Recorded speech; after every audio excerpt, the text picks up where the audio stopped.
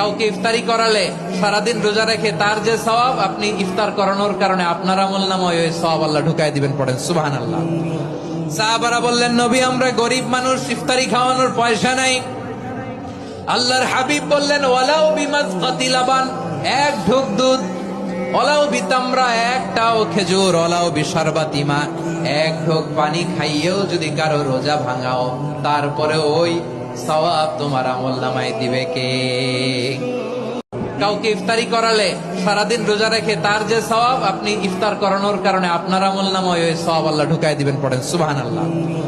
সাহাবারা বললেন, নবী আমরা গরিব মানুষ, ইফতারি খাওয়ানোর পয়সা নাই। আল্লাহর হাবিব বললেন, ওয়ালাউ বিমাজকাতি লাবান, এক ঢোক দুধ, ওয়ালাউ বিতামরা, একটাও খেজুর, ওয়ালাউ বিশারবাতি মা, এক ঢোক পানি খাইয়েও যদি কারো রোজা ভাঙাও, তারপরে ওই সওয়াব তোমার আমলনামায় দিবে কে?